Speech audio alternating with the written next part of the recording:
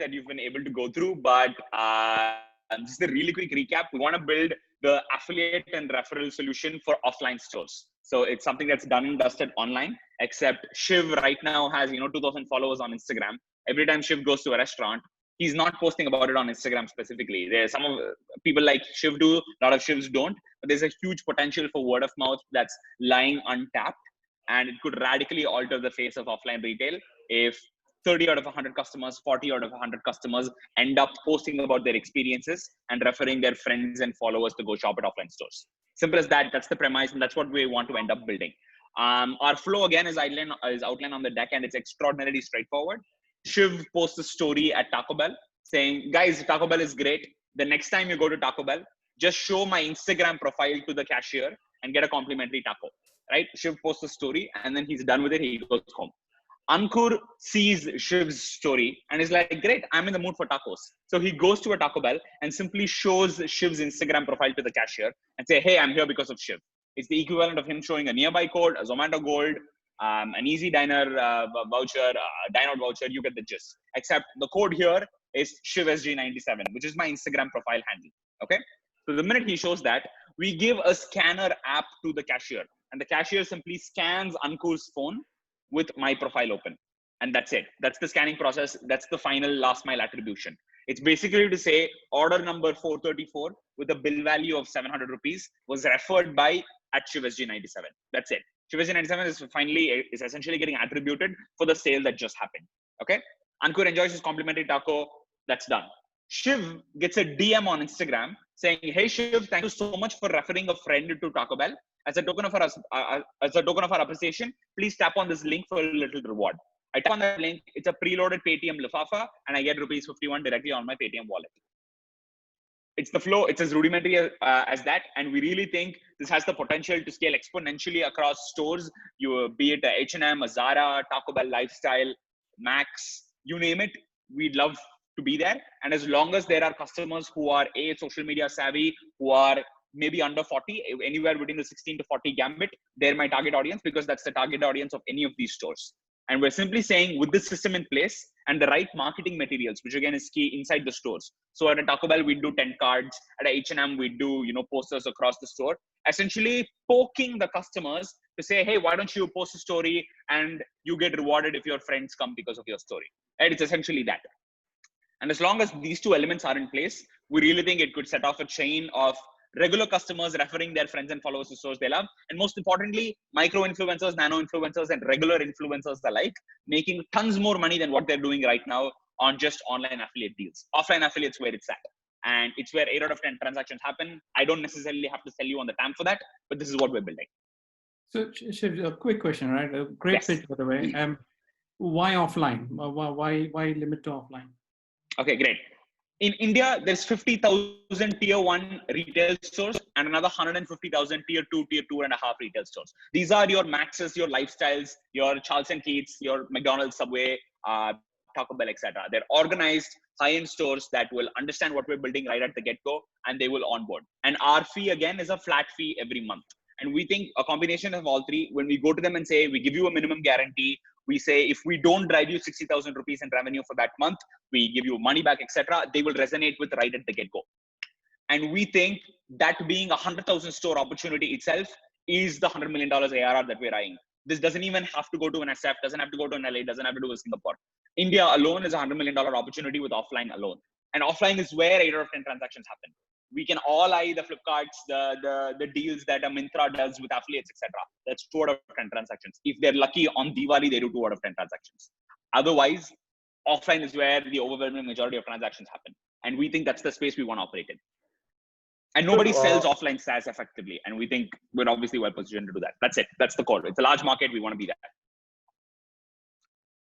Okay. Shiv, tell me one thing with regards to, so just take me through and validate this part. Basically, you are curating the brands and their coach. The influencers are flashing it on their handle, and anyone who's following it can display it, right? Or that's the kind of anyone can display. Right? Yeah. Now, the thing is, see, in a way, basically these codes are going to be ending up working as what Coupon Dunia was doing before. Okay. or it is doing right? Yeah. So in a way, if I'm a brand, I could have chosen to go around. If code was everything, I could have gone around and used Coupon Dunia as a platform, right? Sure, It is much more populated. A lot of people are actually going there.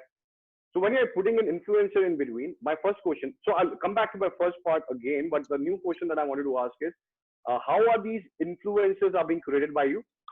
Why are they really working with you? What's their monetary mechanism and revenue sharing with you that they will be exclusively working for you? Because these influencers are two, right? They're one who are major one and one which are now coming at a very smaller level. They're regional based, and which is a real influencer base you're trying to tap. Are these one who are these AIB guys, the TVF guys, the smaller TikTok guys, or even the regional basis? They are much smaller micro influencers who have 20,000, 2,000, 3,000 influencers. Are those your market? So who's your market? Who's going to be your first level of ambassador or TG that you're really looking at in this space? Got it. So I'll preface this by saying that influencers form only 20% of our transactions at the core transactions. Okay, a Tanmay Bhatt and Alia Bhatt, a Chinmay who's a singer, winners of Big Bosses, a Gabbar Singh, for example, will only be 20% of our entire. They will only refer 20% of the transactions. Okay. 80% of our transactions, so 80% of our referrals will come from regular people like you and me, who are regular customers, who would enjoy the idea of being brand ambassadors. We don't need 10,000 followers. We don't need 5,000 followers. We could do 300 followers and our engagement would be through the roof.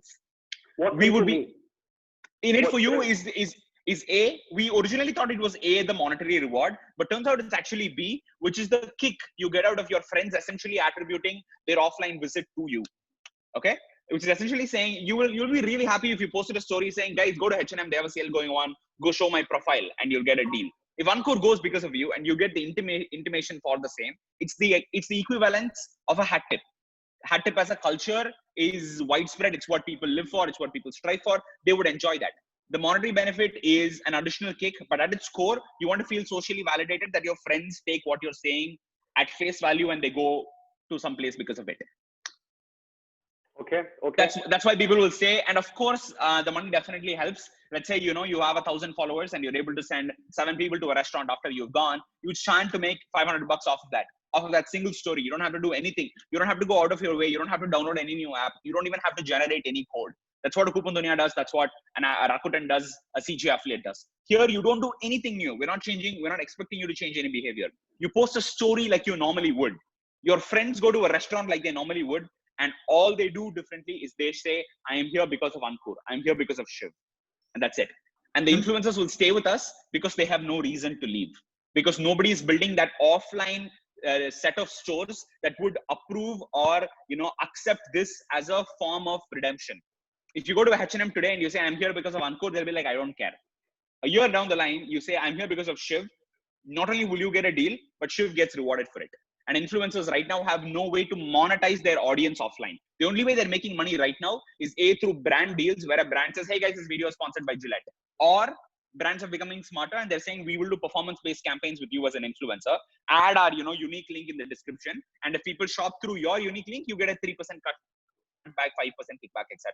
Okay. That's the only way influencers are able to monetize right now. Except on those, click-through rates are so low. It's like anywhere from only 3 to 5%. But we're simply saying by giving these influencers an opportunity to monetize their following offline, their essential click-through rates become 20%, 30%.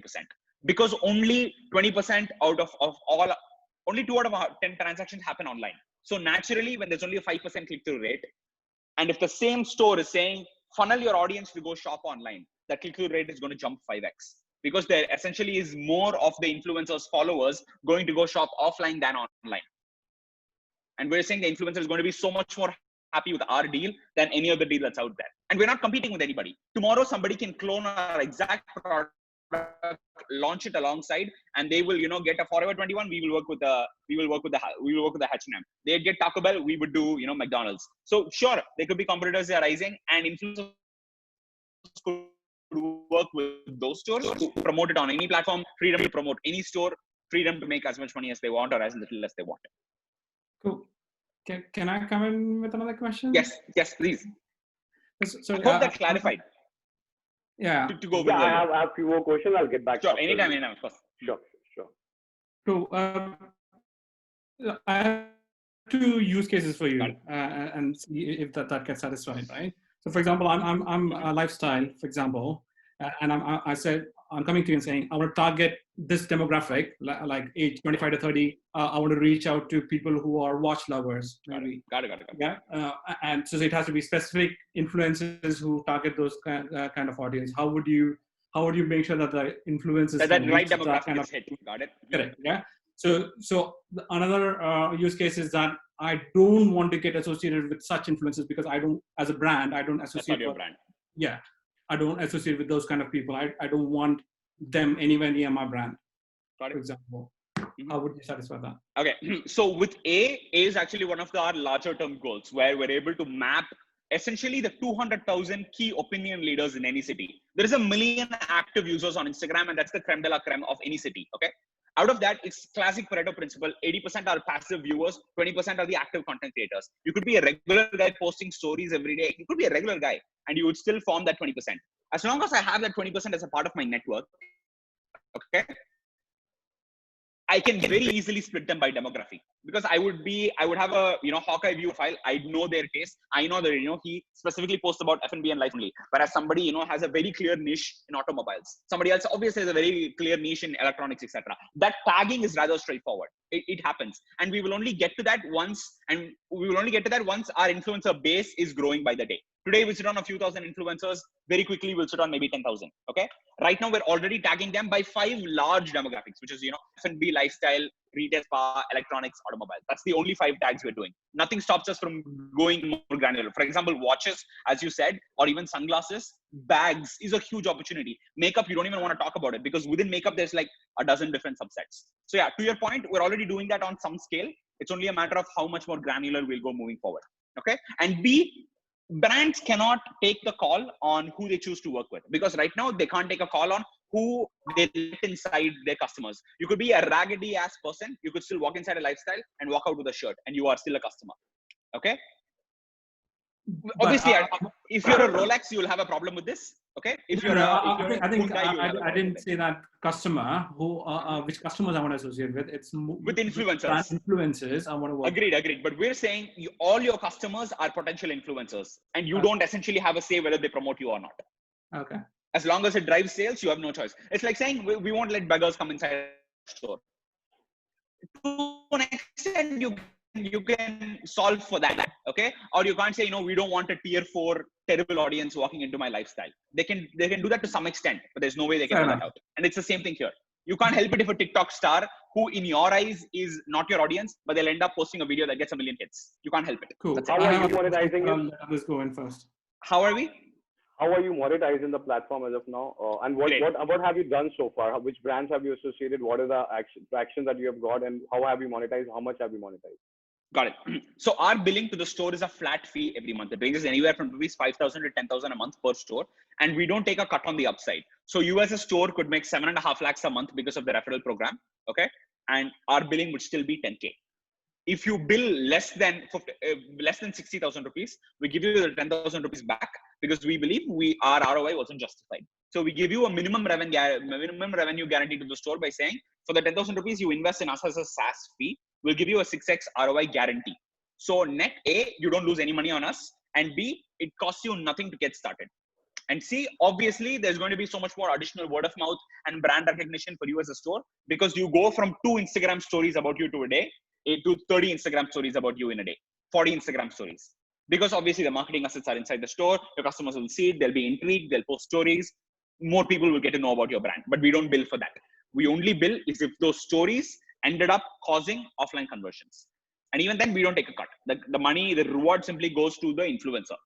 And obviously the discount to the diner. Any intangible content which is about a story and it is not carrying your code, invariably becomes a content for the brand, but it will not have a direct impact with regards to the code being used, so it will not reflect back to you. So how are you monetizing?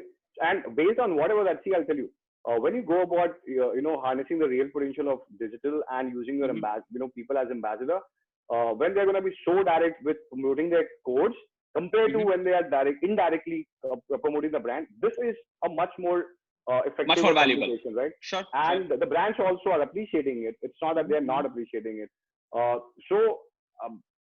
It's better if it's a subtle plug.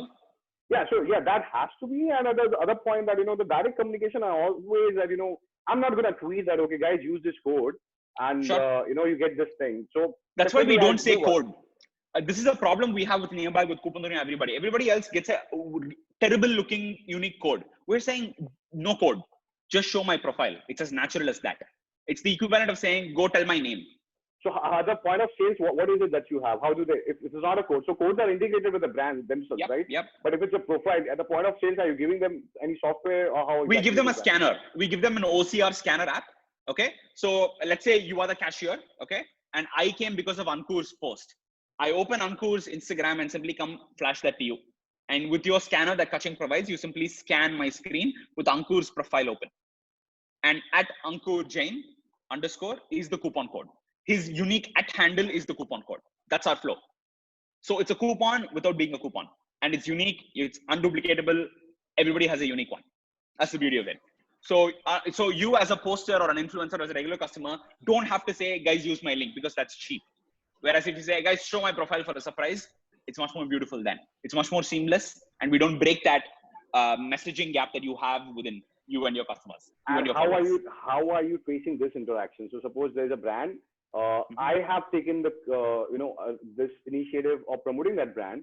You are saying that my profile is going to get scanned, but how do the point of sale guy will know that this guy actually promoted something of the brand in the past, or right? So this profile, how are you really connecting back the promotion and the profile? How are you tracing that?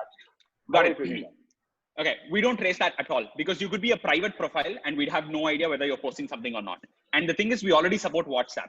So in a sense, you could tell, your college alumni group, guys, go to this restaurant, show my phone number for a reward, and you would still get rewarded for it. So there is no way for us to currently verify or ever verify whether the influencer posted something or not.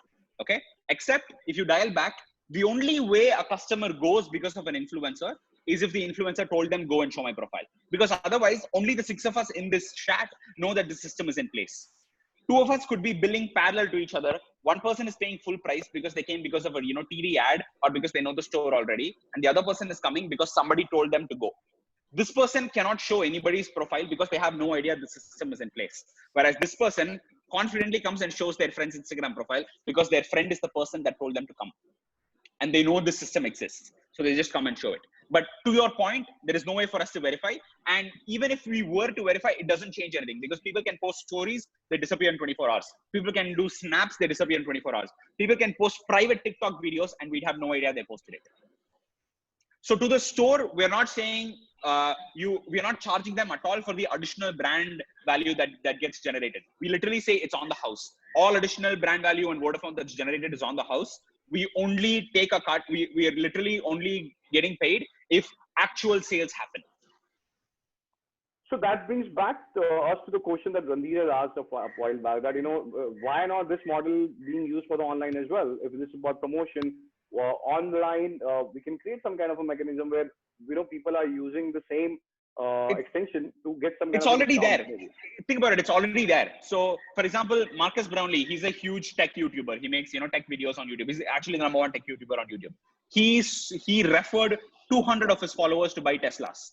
200 Teslas. He's one of the world's top referrals for Tesla, and his code is literally tesla.com/r/mkbhd. That's it. It's his unique code. And every time somebody tapped on that link and went to reserve a Tesla, he got attributed for it. And that's the classic attribution loop for online attribution. It's been there for literally 30 years now. We are building that same loop for offline. I agree with that. We have done that. We have done that with celebrity influencers. We have done it in real estate, which is a very high transactional space, and we have done that close to a 40-45 share worth of business just by adapting to this part of the model with the right set of influencers. But the question eventually comes back to it when you are scaling it up. When I'm doing it for one brand, one control campaign, much better strategy, good budget to promote it, different kind of a case altogether. But when we are talking about scaling, the problem number one that I see as of now here is, how do we really engage with the right amount of influencers? Second, when we go to the brands, you are talking about physical and online both, fair, but there's a certain MG that has to be put in, that is our promise. Now, on top of it, they would be really interested to know who are the influencers. And from the brand side, when they really talk, you're going to say everyone is an influencer. Then it doesn't really cut the ice until unless you have to continuously keep showcasing the documents that, this is all that happened. So you're saying that stories are going to be private. There's so many things which is private. The documentation is not happening on your part as well. There is no way to the brands that, you're going to come back and say, see, this is the kind of a value word that we really created for you. So how will brand really keep pumping money? They will give you once, but how again they will keep coming back to you? Got it. So the one metric that a brand can track is the number of mentions that grew on social media. Okay, a brand, they will set a baseline. We'll say, let's say historically, let's take the last 6 months of your social media mentions and your visits to your profile. And let's say, it's a uniform 2,000 visits a day, 3,000 visits a day, etc. Post the platform in place, they'll be able to say a significant jump in the number of mentions about them in social media, with all other parameters staying the same. Whether they're not spending any additional influencer campaigns on the side, they're not doing anything else. This will be the reason for that jump. Sure, we can't show the documentation, we can't show proof of the stories being up. We can't do that because when they're private profiles, we can't promote it, etc. But to the brand, we're simply saying, don't focus on that. Our promise to you is that your revenues will grow. We guarantee more customers will come to you because more customers posted about you on Instagram. And to them, oddly enough, showing them the unique influencers, like saying, hey, we have Alia Bhatt and Gabbar Singh, is not a big allure because a ton of influencer agencies tell them the same thing. But nobody is going to go able to tell them, hey, you know who your biggest influencers are? Your very own customers. And nobody is helping you convert them to become brand ambassadors for you. So that's the way we pitch that to the store. We make it juicy enough to tell them, boss, these 80 people that you're seeing inside your store have the combined reach of 8 lakh across their audience. And you're doing nothing to make them promote you on the store. But with our system in place, we will now guarantee that 20% of them will post on Instagram, and thus you'll get another 7 lakh rupees in business. Because for the store, we have one bottom line: we will drive you more sales. And if we don't drive you more sales, and if we don't hit that minimum guarantee, we leave because your store is not a fit for us. And we know for a fact it works, because if it doesn't work, we leave. Period. And the store loses nothing. I have to leave you. Maybe I can connect offline with you somehow. Problem. But thanks for the time. No, cheers, guys. Sure. Bye-bye. The question is, how we attract influencers at scale, and what's the scope of scalability with offline model? Okay, got it. So attracting influencers at scale, I'll keep this very brief, is only 2 ways. One is us directly reaching out to larger influencers, which is the only way to do it. And B, the influencers self-onboarding themselves after seeing our marketing asset inside the store. It's very simple. Ankur is an influencer with 7,000 followers. He walks inside a H&M. He sees a huge poster saying, hey, get rewarded for referring your friends and followers to H&M. And he's like, okay, what do I do? Do I have to download an app? Do I have to sign up somewhere? Nothing. He posts a story like he normally would. Okay. And if somebody of his followers sees that story and comes to the store and makes a purchase, Ankur becomes eligible for a reward. The minute an influencer becomes eligible for a reward, they become part of our network.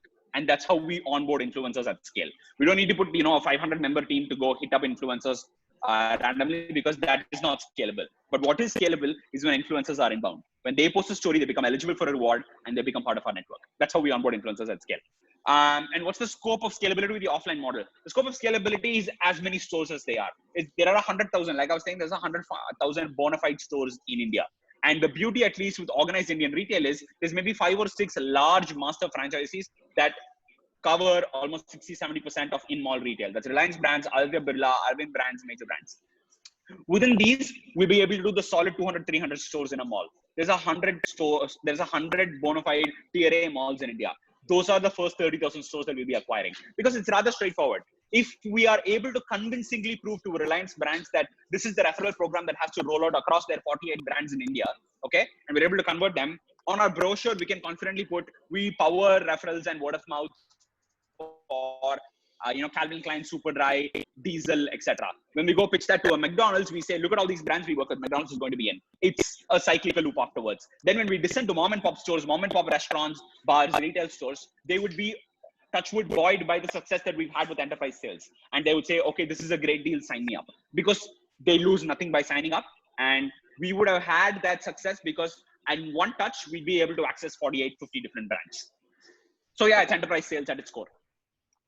what's the kind of data we're collecting? What's the process of onboarding a retail chain? I think that was our process of onboarding a retail chain. The account rep, or likely me, when it's larger scale transactions, we reach out to a CMO or a CFO's office directly, and we say, hey, we'd love to sit with the entire team and we'll go through our process. That's easily a 2.5 hour meeting. We'll run them through the demo. They'll say, okay, this makes sense. What are commercials like? We pitch them at 10,000. They knock us down. We close at maybe a 4,500 if we're lucky. And we tell them no pilots. We can't do a rollout in 10 stores, because obviously an Ankur posts a story from a Bangalore, okay, and a Shiv sees the story in Chennai and walks into a Chennai H&M. And if that disconnect is there, H&M, the brand, loses, not Kaching, the SaaS company. Okay. So we tell them, you roll us out across all your stores and you have no choice. That's the beauty of running something like this, which is what we end up doing, touchwood, when we obviously work with large scale chains, etc. That's our process of onboarding a store. And the final last mile onboarding is not by our own individual fleet. We work with college interns on a performance model to ensure that they do the last mile onboarding for us. So they go set up the marketing assets inside the store. They teach the staff how to do it. They do the end integrations. So we make money on every new store acquired, vis-a-vis losing, which is what sadly a lot of other SaaScos do. What's attracting so far was the MRR. So right now, until COVID shut our stores, we were in 50 stores, which were 80% F&B, and we had 5 large salons inside. So 5 large salons were obviously Page 3, which is part of the Naturals group, which ended up being actually our best performing stores across all sides. Until we shut, we were almost at 50 lakh rupees in GMV driven, which is 50 lakh rupees in sales driven because of referrals and referral programs. This was over about 4,000 odd transactions, which was driven by about 1,200 odd influencers in total. Our best selling influencer, who is our essentially most influential influencer, made 60,000 rupees. You won't believe it, of one Instagram post. And that was to Page 3. He drove 1,200 customers to Page 3 in about 90-95 days. And that guy was the winner of Big Boss in Tamil, I think. Big Boss in Tamil. His name was Arav. And then when stores shut, all our revenue was shut, sadly, because they were struggling. They couldn't pay us. It made no sense for them to pay us. So we shifted our focus to saying, hey, we have this huge set of influencers and micro influencers and regular people back in Chennai. What can we utilize them better for?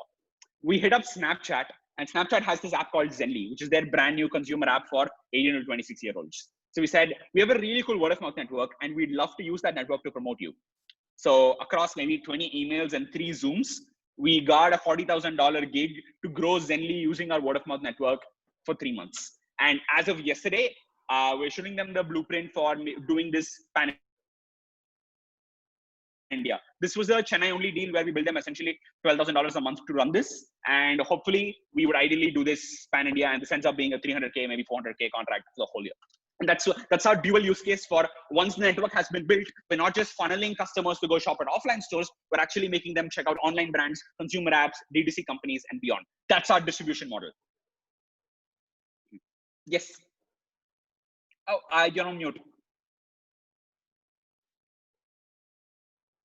What's the kind of data you're collecting, and how is this, what is the data going back to brands, first party data or third party data, and how are they leveraging it? Got it. So it's literally captured data at the source at the POS billing station. So I'll just actually share my screen and show you our merchant dashboard and show you all the data we're sharing with them. Give me maybe 1 second. Solution. Okay, got it. Share screen.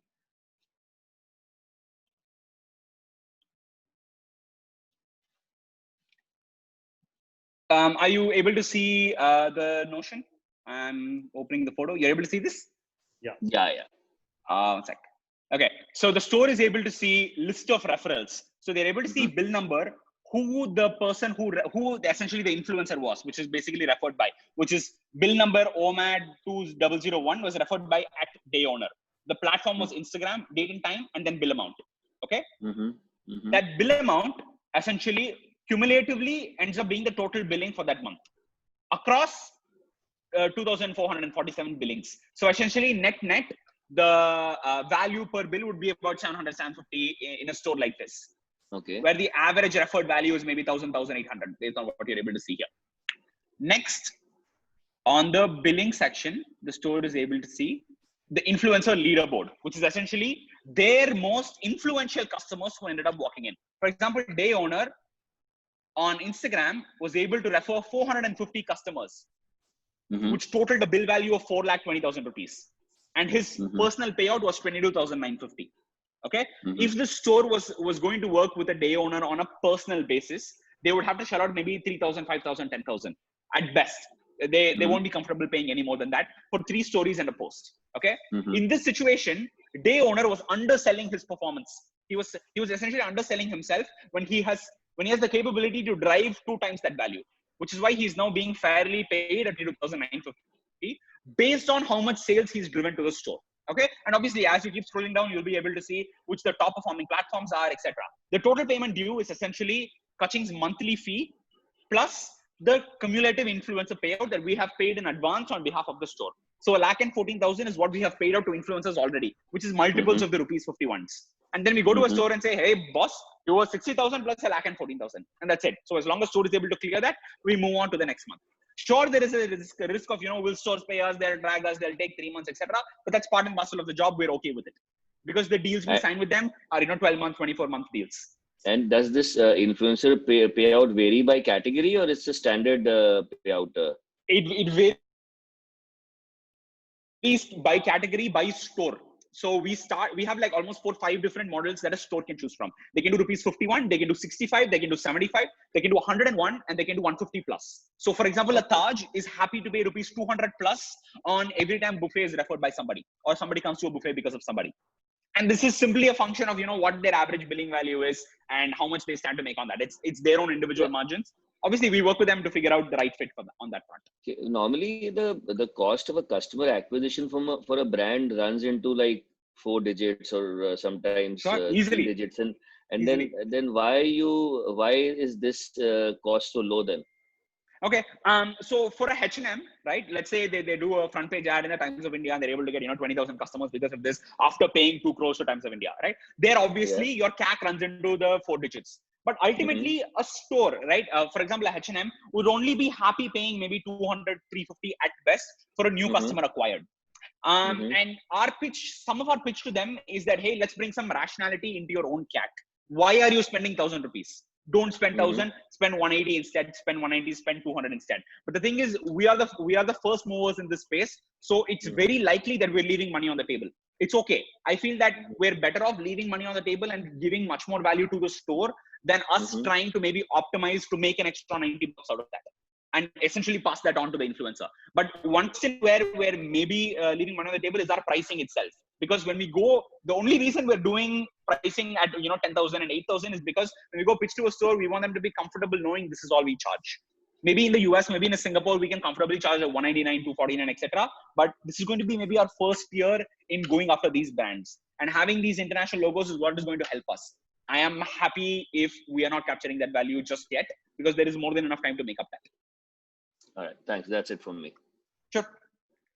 If there are some more questions in the chat. Yeah. On the chat. One sec. I am chat.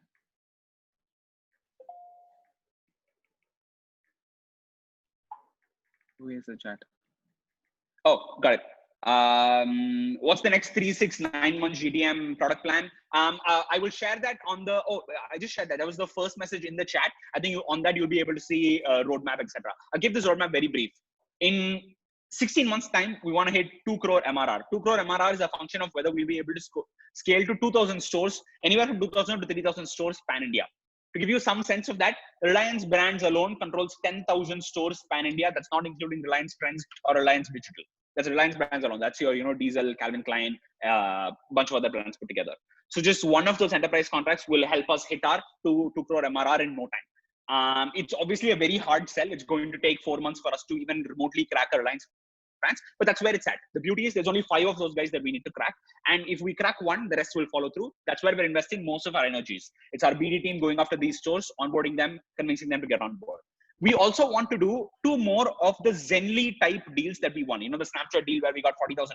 If we can do that with a Snapchat, we want to do that with maybe 2, 3 other more consumer focused brands as well, because we have that word of mouth network in place. We have those networks of key opinion leaders and micro influencers across the country. So in about 3 months from now, we would have initiated conversations with the first couple of other brands that we would be evaluating to essentially bring to India. 3 months post that, we would ideally have signed a deal with them. And across the next 6 months, that's where we would essentially be rolling them out. For example, a Zenly deal, oddly enough, took us 3 weeks to convince. Obviously, we won't be that lucky with other brands. Calculation of our current valuation is we're raising at 10 crores post, and we're raising 2 CR this round. So essentially diluting 20% for that. No. Calculation of our...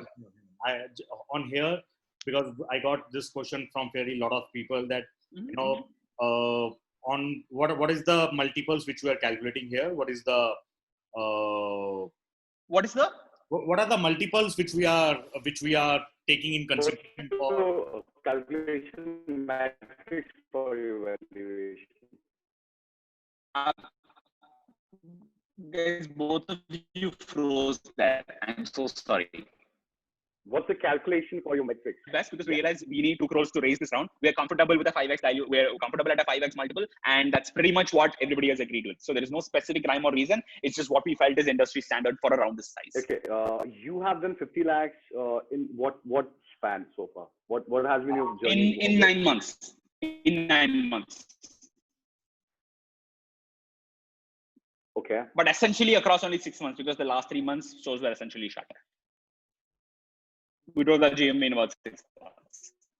But prior to this, again, this company has been running for originally when we raised money from Satyam Cinemas and the other investors, we were a Deals app under the same name. We were similar to a Zomato Gold or an Easy Diner or a Dine Out, and we scaled that to 100,000 users in Chennai across 300 brands. All of our original revenues came from us doing advertising, consulting gigs for these brands, etc. But this is our brand new avatar.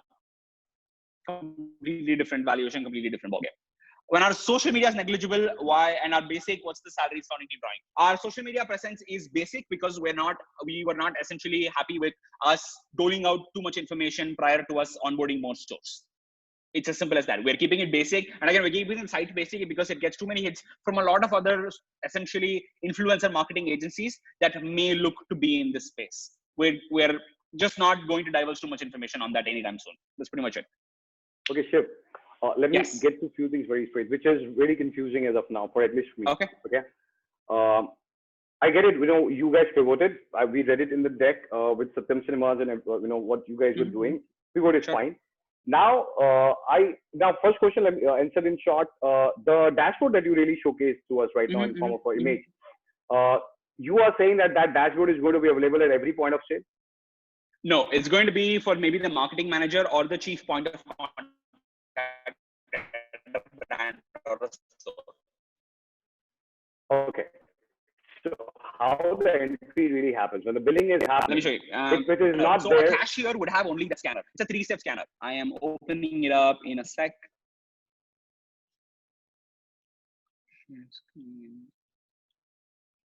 So yeah, this is what you would essentially see. Enter bill value, enter table number, and take a picture of the referral's Instagram profile. Okay, tap use photo. Now, that's it. Okay, I understood this. Suppose this communication of yours goes viral. There's a problem that brands will really have is everyone, Tom, Dick, and Harry, will really come, will showcase a profile saying that this profile is a legitimate profile. Give me the discount. You will get benefited for sure because people are gonna go and they will keep getting that 5%, 2% discount without doing much for the brand. Because there's nothing of a track, you're not documenting anything, right? You are not in a position to document anything. In that kind of a case, over a period of time, the brands will understand eventually everyone who knows about caching, they're just coming and they're taking the 5% discount. And over a period of time, it will go back. How are you going to secure yourself from that? Okay. So to the store, we say this is actually not misusing. This is the platform working as designed. Because the whole design of the platform is that every Tom, Dick, and Harry will now start promoting your store because they're not doing that right now. No, so that's what we tell the store. I have promoted. Yep. Ankur has gone and he is showing that this is the profile, right? But now my profile is hidden. Your guy at point of sale is not going to check. He's just going to take the number and the billing and the entry comes in. That's it. At no point of time, even caching is actually documenting what I promoted. So this whole link is missing. There's no documentation coming in. People who get to know about this model, they'll just come and exploit the brand. How are you going to change that then? Okay, there is no way to do that because right now, today, you can set up your own Amazon affiliate link, okay? And you can shop through that link and you will get personally 3% cashback, 5% cashback on every order that you do. That is technically you gaming the system. And Amazon and the brands and their partners lose 5% on every transaction. Okay. But we are not worried about that because Amazon is not worried about that. They care about the 80%, 90% legitimate transactions that happen because word of mouth existed, because the referral program is in place. And we know for a fact this is a space where people will game because they've already gamed it online. There is no recourse for that. We're okay with there being no recourse for that. That's all. No. So I'll tell you, the moment you're talking about the smaller brands, okay, so either you say that, Reliance and these guys are not your customers, right? Because if you're going to go and sit with their, marketing heads, they will have this query because they need to protect the transaction and their brand is. The smaller guys, I'm okay with it. I understand that, people go to the smaller guys and they're showcasing the profile. They will just do it. They're okay. The retail stores, there are going to be many. And Reliance again is going to, the Jio is connecting all these POS and, with their technology. So of course, there could be a great possibility. You can just go talk to Jio and get a great amount of inroads. With Jio itself, possible. My problem is the bigger brands are always going to be very clear if they are not able to. If that fraud happens, if that issue happens, yes, this is a problem. But here's the thing. Today, okay, so Reliance Brands controls Superdry. Okay, Superdry, huge international brand. They already have their own affiliate program for online. Okay, they're essentially saying, hey, become a Superdry affiliate, start promoting Superdry to all your friends and followers. Govind gets a uniquely generated link because of that. If Ankur shops using that link, Govind gets $5 back, $10 back, etc. But here's the thing: Govind can just shop with his own link and get $5 back. He is gaming the system. You're essentially committing fraud there. And Superdry is going to get angry, but they don't. They are saying, Ankur, all we want is for you and your followers to shop using that link because that 5% is already baked into our margins. There is a difference. Okay. When Superdry does this, it's their initiative. So I'll tell you why am I so keen on it? Because it's been 3 years for now. In real estate space, we have done amazing amount of business on referrals. My whole business is based in real estate on the basis of referrals. Okay, I've driven nothing less than 280 odd CR of sales on referrals of current and this thing. Okay, I believe in this, but my problem is we always wanted that. Okay, whenever the time is right, we will definitely adapt this in other field, possibly when we'll see. But when the deck came to us, we felt that okay, there's something that we can explore. There are definitely much more opportunities. Like I have an Audi car. If I refer my other Audi guy, I get 2% of that transaction. You know that, right? So this is the whole possibility of creating revenues are humongous in referral space. It is very important that how the problem is getting solved.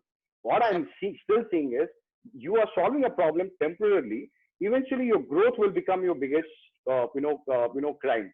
The biggest enemy for you is going to be your growth, because the more growth you are going to get, when Superdry is doing it for themselves, they can defend it in their houses. But when it will be a national phenomena for all the brands that 5% discount every Tom, Dick and Harry is taking at every places, eventually they will have to put a pause. Coupon Dunia was being used in a particular. The beauty about Coupon Dunia was it was concentrated effort. A few set of people could apply it, and then it will get over. You will have the branding space. People will get to know about you. The more than bigger brands, the smaller brands were benefiting in Coupon Dunia, right? It is not the bigger brands who are. The more famous Coupon Dunia becomes, the more customers they get. Yeah. Right. More shoppers they'll drive. This is the biggest problem caching is really going to have. One thing, as I said, you do not have a transparency. You just do not have a transparent model where you can really claim that this guy really promoted you, right? Because you're not using a short link, you are not using anything. You're using a profile for scanning, which is fair, innovative, but it is not solving the transparency problem. It is definitely not. And then at the back end, because it's a private story or whatever, blah blah. The problem is, I as a brand also am not even figuring out if caching really helped me get any exposure. Got it. Whole premise falls flat there. I do not know as a brand owner that did my brand get promoted, or I just got flop. I just had another level of. Did I lose 10% for no sake? Did I give away 10% for no sake? But here's the thing. Yeah. Okay. Today, literally every online brand generates unique codes for everybody. There is a Govind 20, a Shiv 30, Ankur 40, etc. Okay. Today, Ankur doesn't even need to make a blog post. He doesn't need to make a YouTube video, nothing. Okay. He can simply share on WhatsApp saying, guys, the next time you want to shop, just use my code. You'll get 20% back. You'll get 30% back. He technically has not generated any new content, and the brand has no insight into it. Okay. Whereas his friends can input that code at the time of checkout and they'll get a great deal, and Ankur gets attribution for it. This is the same problem that we're facing in offline. But we're saying brands, don't worry about it, because this is going to happen whether it's going to be online or offline, and there is no stopgap for it. There is no way to stop that. Don't worry about the 5%, 10%. Shiv, you are assuming a few things. Second thing I'll tell you is what Manish said is right, where I don't see any data actually coming to me. So the dashboard that you really showcase, it is no data point for me, right? As a brand, I'm not able to create an audience set which will give me an idea that this is my TG which I have to hit. This is my TG which I discovered with these guys, and maybe I can ask my digital marketing team to focus on this particular catchment area. Got it. These particular profiles. I will, if some insights were coming which could help me guide someone as a marketing guy, I would be very much open. So the caching could have had a possibility where, with regards to the profile who are engaging, those who are transacting, with the basis of these two profiles, if they are able to give an idea about data insights with regards to profile of those consumers, it may be a help for me. I'm not getting that. Transparency still is going to be a problem. So I'll definitely trust you. I'll give you a shot, but then I may not continue with you forever. As a brand, that's my biggest problem. That caching, is going to deliver. But don't you think, if we're consistently driving 3 lakh rupees a month additionally for the brand every month, and they're like, hey, we feel like there's 7%, and then they pull the plug. Okay, I'll give you a very, very simple scenario, and I'm going to give it from my field so that I can explain it better. Sure. So today, the markets are bad for real estate, right? So people are saying a home which is 1 crore should actually go at 90 lakhs.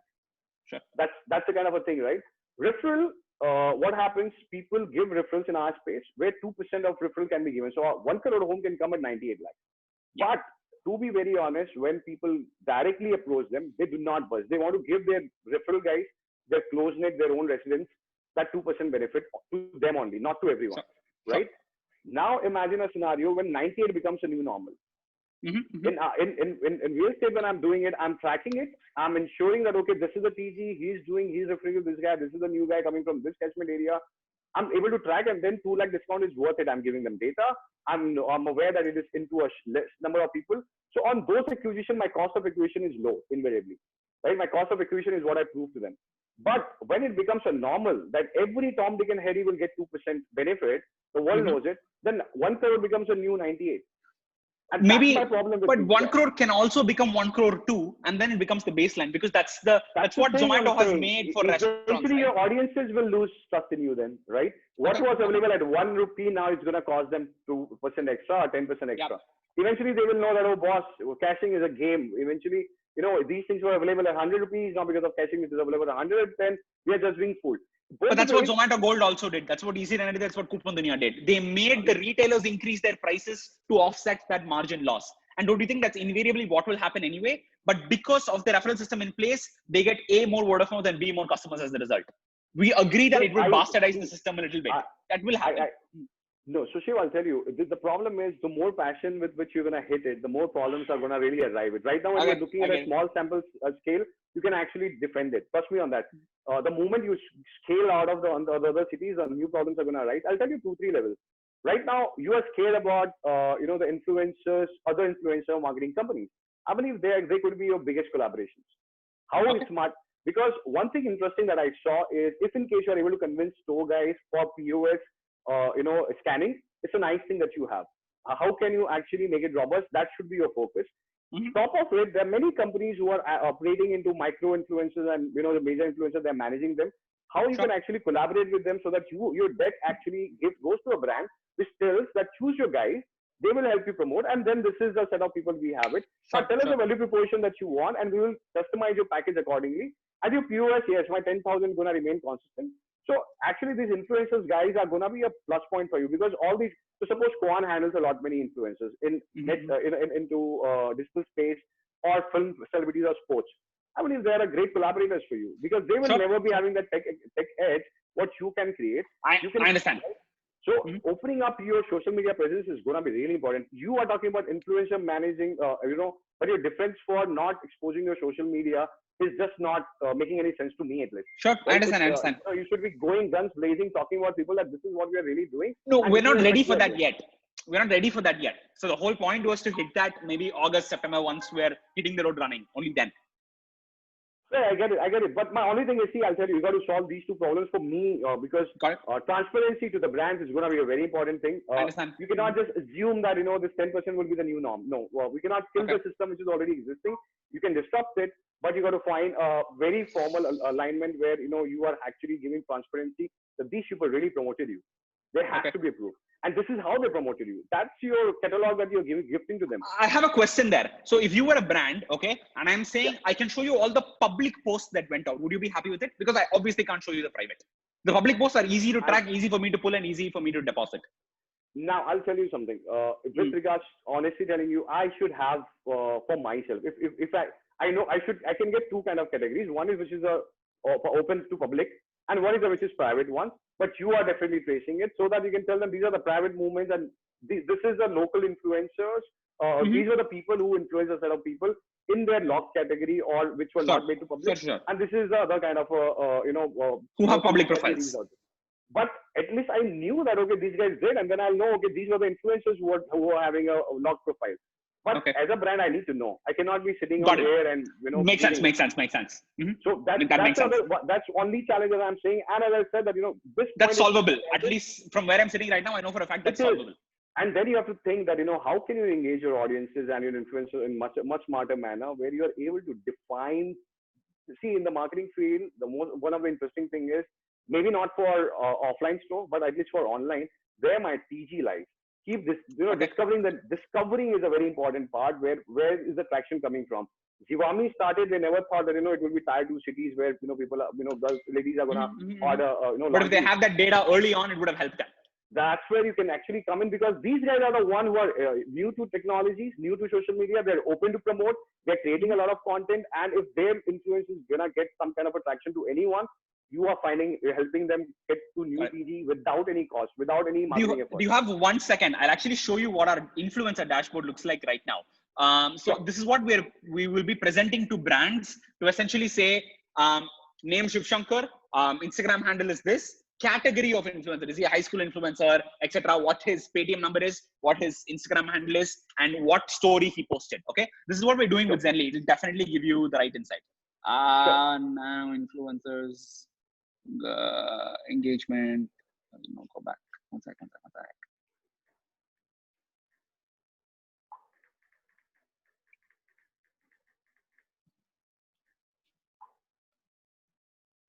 Where is share screen.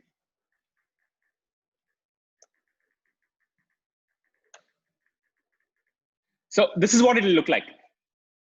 It's essentially so this is mainly only our high school influencers, okay? But this is what our table essentially looks like. So it's their school name, who it's assigned to, the name of the person, their Instagram handle, their number of followers, what status they're in, their payment, their cost per month, cost for 3 months, their Paytm number.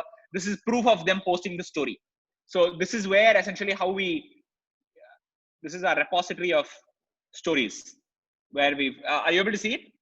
Yeah, I can. Yeah, so this is what we do. So this is only high school. So if this is only high school, this is the same model that we do for, so let's say we go to a H&M and we're simply saying, hey, these are list of lifestyle influencers that you have. We go to a McDonald's and say, here is our entire repository of F&B influencers split by what their age is, what their core demography is, male, female, gender, all of that.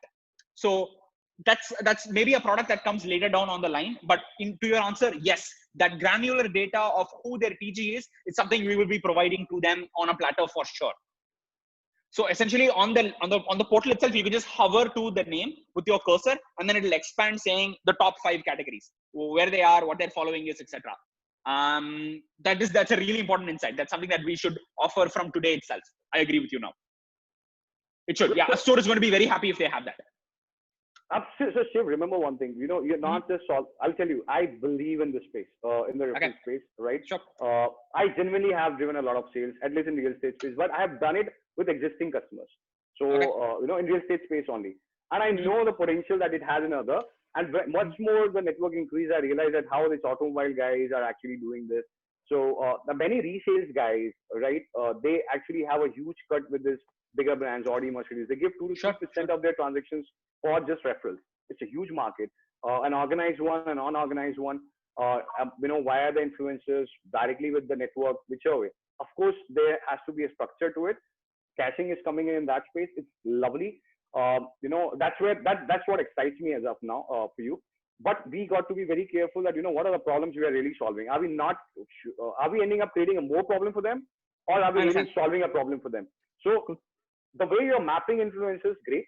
I believe the next stage is going to be difficult. Of course, if you are not increasing your word of mouth, this influencers should reach to more influencers. That there has to be something which caching is giving to the current influencers to onboard more influencers. The whole young millennials is fine, right? Getting them on board is fine, because it is not that 20-year guys, when they post something, the elders are not going to see, or some other principals are not going to see. So you can create a crowd out of that. There's a potential there. You're going there on the right track. Point of sales of profile, as of now, I'm convinced that it works. Until the time you're at the back end, you're able to give more data to the brand. So I'm more or less sorted on that space as well. Give me some time more to think about what are the other lacunas that I believe that needs to be filled. And I'm pretty sure that all the lacunas that are there can be filled. Now it is going to be just about organized execution to scale to different cities, right? Yeah. And I really see the potential, instead of going to the whole thing. Why am I saying it? I believe the case study by now that you should have had. Today one case study you could have seen that this is a salon. This is the kind of content. 1 minute AV which talks about the content that got shared, and that numbers that are being projected, and a testimonial that comes along with the salon guy. Right? That's there on our I think on our metric slide. It's towards the bottom of the metric slide. I have a highlights reel of all the stories that were created. So if you just hit play on that, it's a slideshow. It'll just keep playing. Okay. You can see that anytime you have. Yeah. It'll take a minute. Great. Shiv, so I'm more or less sorted in terms of the challenges that we have. The potential, rest assured of it, I'm clear about. There's a potential in this space. No one is really trying to solve it. It's going to take a lot of time. One thing I'm very clear about, because it has taken me a lot of time. When I had great inroads, but to convince people to take it and execute it, spend money to promote it, it will take time. And when I had a great power to convince my client, but to execute, the execution took a lot of time. Now that I have numbers, my solution is getting accepted finally, right? So I know this is going to be a little long journey than you are expecting. The 2 CR MMR is not going to be that fast as you're expecting it to be. It will take a year. It'll take a year and a half at least. Nowhere before that. Yeah. So, but if you've really generated 50 lakhs in 9 months, I believe it speaks great in terms of the traction that platform has, or the potential that this platform has. I understood. Give me some time. Give me a week's time max, where I would just discuss it, the possibilities. I will definitely look at multiple things. As I said, that you got to be very clear. There are many agencies. I operate with many agencies already into influencer space, because they just know how to utilize them on content side, right? The intangible side. And that's what you can create a good value proposition. And we can give the performance layer for them, the traction for them. Absolutely. That's how you have to just look at. But, and you see a lot of times these companies are looking at a larger gameplay, signing these guys, but you're creating a new revenue mechanism for them, and you're able to execute. They do not want to do the dirty work. Remember one thing. Yeah, this is the dirty work. Yeah, knocking on doors is the dirty work. Sure. They just want to get money out of their influencers and out of their commission. So rest assured of it, they are not going to come as a competition to you. Till the time your tech is strong. Yeah, so don't worry about it. Let me just think about what are the other things that we can pitch in, and I will connect on this within a week's time. Okay, properly. Sure thing. I differ with you greatly on only the point saying, sure, the intangible side, the private profiles cannot be tracked, and there is an element of fraud that we can't escape. That has been a mainstay of online affiliate, and they couldn't solve it online, which means there is no way to solve that offline. All I'm saying is, even when I'm pitching to a brand, I'll say, boss, don't worry about it. That's where the beauty comes in, right? Whenever there's a challenge, you find a way around it. And that's why the companies, that's how you have to pivot, and that's how the companies are built. Because if you're going to say that, okay, this cannot be done, I don't think so. In today's world, we're sitting with anything which cannot be done. There are many MarTech platforms. See, I'll tell you a simple thing. The only difference that I'm saying it's a loophole. It's a loophole, and you can't help it. I believe that's I'll ruminate deeper on it. See, maybe I'm just throwing random ideas. Probably, is there a possibility where we have this influencer dashboard has a direct connect, instead of people filling the data themselves, demanding if this is something that we posted. How can we actually engage by ensuring that every time they're using a hashtag or they're tagging us, that those content are coming to us we are automatically creating a catalog for it. Public profiles we can. Public profiles, they don't even have to mention H&M and we'll be able to pick it up. But private profiles, no, impossible. If you refer, H&M to your friend on WhatsApp, there is no way for me to track it. You got to take a business call. I think that, I would have been there in your position. I would have said, screw private profiles. I'd say only private profiles. There, right? Okay, every influencer today, even a celebrity, their personal life will be different, but their public profiles are public profiles which they have to use for influence. A person sitting with a close network, you don't have to really bother about, to be very honest. Okay. Just choose an audience which is ready to be an ambassador for you, which will keep it open. That's your first parameter. In that case, this part of transparency goes off the table. Then you're creating a problem which is not a problem. You just say that you have to keep your profile open, right? What's the big deal about it? Those are the only people whom we can connect. So that people see, the thing is, it is not about my network. It is about the searches as well. When I'm using a particular hashtag, that brand, if that profile shows, so it is brand gets visibility, you get visibility, it comes on the explore tab, all of that. Okay. That's all, right? So you can make a part that, okay, the private profiles are not something that we accept. It's your market that way. You are making. Oh, it's not something that we accept. Okay. Right. So it's your market. You can define the rules. I don't think there's a problem. People will adapt to what you are saying till the time a competition kicks in. But by the time you have to build your tech accordingly and make certain inroads. And I believe with speed to market, this is achievable. All right. That makes sense. Let me have 1 week on it, think through the other possibilities and get back. And definitely, this is something, as I said, I'm really keen in. I have built a lot of tech around this at the back end. Trust me on that. I will be able to expose that as well to make you, if it can benefit you.